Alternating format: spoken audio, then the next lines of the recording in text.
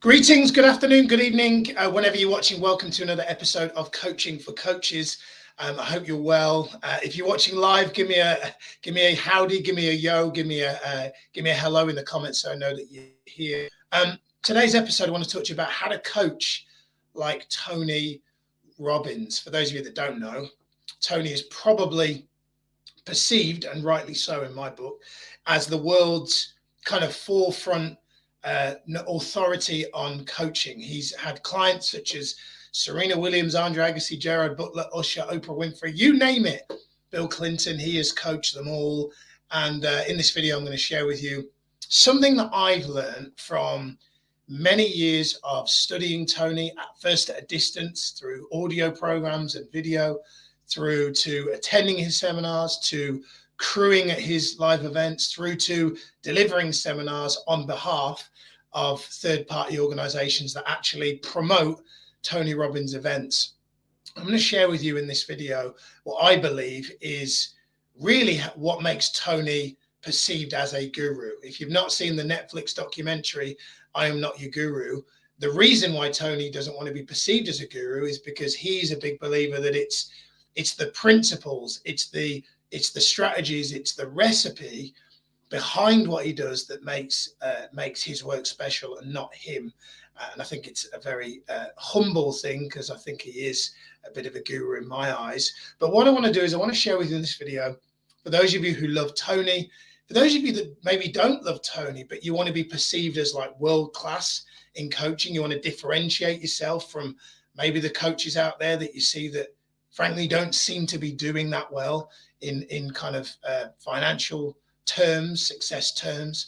I'm going to share with you what, from my experience, is like the number one thing that can make you be perceived to be an expert at coaching in the way that Tony is. And so that thing, just to kind of say straight up what it is, it all starts with your ability to interrupt a person's pattern and to change their state. So what do I mean by change their state? Well, most rookie, beginner, amateur coaches, what they do when they coach is they just coach in a very question answer type format. And that way used to work. The problem with that is that by asking people questions and only questions, you get them to intellectualize without actually making any neurological shift. You see, Tony, great quote from him many years ago, is that emotion is created by motion. The reason, what people want, whether people say they want a new car, a new house, more money, the thing that they really want is a change in their emotion. They want a new feeling, because they want the feeling that money will give them. They want the feeling that they think getting more clients will give them. That's what ultimately people want. It's the feeling, and the feeling is an emotion. And as Tony says, emotion is created. So when I talk about changing the client's state, what that means is, if you think about it like this, if you're honest with yourself, you ever had a day where you're in a bit of a bad mood, and for some reason this particular day you recognize that actually the best way out of it will be to go for a walk or a run or something, some form of exercise, something that gets you out of sitting in front of the TV, to just try and make yourself feel a bit better. And invariably, if you go for a walk or a run, it's very often than not very difficult for you to still be in the same state when you come back, because exercise is scientifically proven to lower cortisol in the body, which is stress hormone that brings on negative emotions, and it actually increases the endorphins in the body, which brings on positive emotions. Yeah, that's why exercise is like the number one go-to to make people feel good. So what a lot of rookie coaches do, the mistake they make, is they just ask questions. But the problem is, it's very difficult to change a person's state and their emotions through questions, because what it will do is it will enable the person to redirect and refocus on something for a moment. So for example, if a coach asks a person, what are you grateful for? In that moment, it will, at an intellectual level, get the person to think about what they're grateful for. But if they don't feel grateful at an emotional level, that change will never stick. So 3 hours later, when somebody cuts them up in traffic, they're straight back into how they're pissed off by that person, and they're not able to tap back into that gratitude.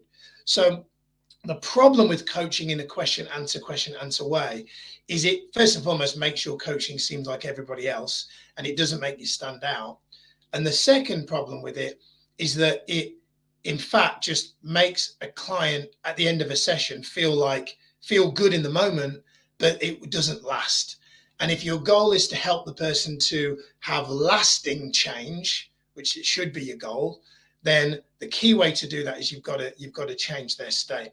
Now, when you change the client's state, and I'll talk about how to do it in a second, when you change the client's state, what it does neurologically, it makes the client immediately associate that your coaching session makes them feel some of the key emotions that they're desiring to feel in their life. So if you think about it, their whole mission in life might be to make more money or get more success or whatever, have a better relationship, whatever it is, which is a feeling. And if you make them feel the positive feelings in the coaching call, straight away they get a belief in their mind that says, coaching with insert your name makes me feel all the feelings that I want to feel, which means I should keep working with this person. So here's a tip.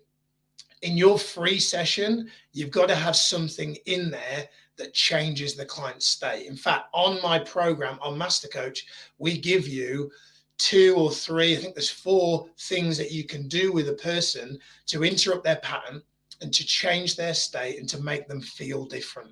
Because when you make them feel different, it is my belief that when you make them feel different, that is actually the thing that makes them want to sign up for coaching more than the fact that you ask themselves some nice questions. Because saying it as it is, they can find good coaching question to ask myself on Google, in a book. So what makes your coaching different is in your ability to interrupt their pattern and change their state. And that's why Tony Robbins is perceived as a guru. And that's why if ever you've seen footage of his events and his seminars, you see people jumping around, everybody looks like high on life. And I've been in those seminar rooms. It's not because Tony is intellectualizing. What he's doing is he is imparting knowledge and wisdom, but he's then interweaving that in with changing the state, interrupting the pattern, getting them up out of the seat, getting them to jump around and all this kind of stuff. And in fact, like I said, on our Master Coach program, we give you scientifically proven pattern interrupts, state inducers, things that the kind of things that Tony would do if he were coaching a person one-to-one or in a seminar, that gets the person to change their state, feel different, meaning that they are then more likely to want to enroll in your coaching program. A lot of rookie coaches often say to me, well, Miles, I'm an introvert. I don't know if I don't want to be like Tony Robbins. I don't really want to jump around and all that kind of stuff. I just want to ask questions. And I understand that. But here's the key thing. One of my great friends and mentors, Vinay Palmer, always used to say to me, when it comes to coaching, Miles, remember, it's not about you, it's about them.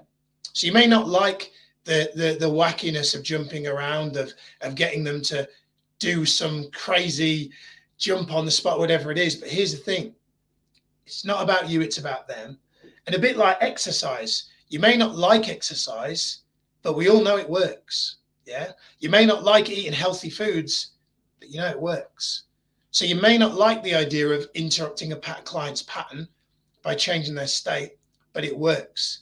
So if you want to stay in the 95 percentile of coaches who are struggling to get by, then keep doing the thing that you've always been doing, right? Asking questions, just asking questions.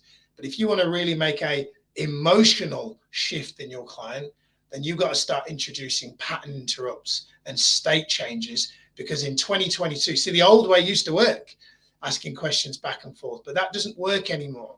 There's too many coaches doing that. If you want to stand out, be perceived as like a Tony Robbins, or even if you don't want to be perceived as like a Tony Robbins, but you just want to stand out, then the key thing that you've got to do in 2022 and beyond is you've got to have state interrupts. You've got to interrupt the client's pattern. Like I said, if you haven't already, make sure if you haven't attended our foundations training, get yourself booked onto the next one. If you've not attended our Master Coach program, you've been to our foundations, I highly recommend you get yourself enrolled in our next program. Our mentorship program is coming to an end very soon. Remember, in our Master Coach program, we give you all this state interrupts, all the pattern interrupts, all the stuff that you need to coach like a Tony Robbins, so that you can get the client to feel different. Because like I said, Tony says emotion is created by motion. If you want to get more people to enroll, to sign up with you, to become raving fans, it all starts with changing their state. So get yourself booked onto one of our trainings so you can learn how to do that. I hope you enjoyed today's training. If you're watching on YouTube, make sure you subscribe.